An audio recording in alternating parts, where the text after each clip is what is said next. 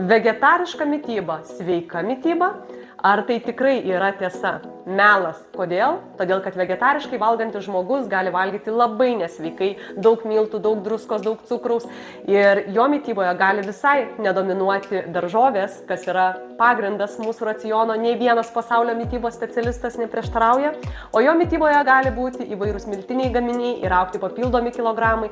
Todėl, jeigu renkiesi tokią mitybą, prask, kad atsisakius mėsos, žuvies, kiaušinių ir galbūt kitų gyvūninės kilmės produktų, mityba turi dar stipriau subalansuoti tam, kad tau netrūktų ir baltymų, ir daržovių, ir kitų vertingų maistinių medžiagų, kad tu valgytum subalansuotai.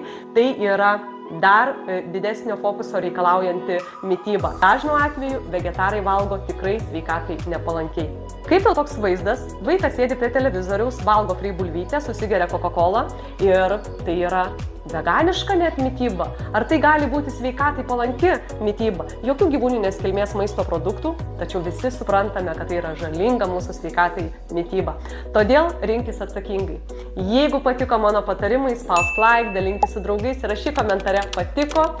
Ir daugiau mano patarimų rasi sveikatai palankus naujienlaikraštį prenumeruodamas. Ir aš tikrai dalinsiu su tavimi naujausią mitybos ir gyvenimo būdo informaciją, kad tu būtum sveikas ir laimingas.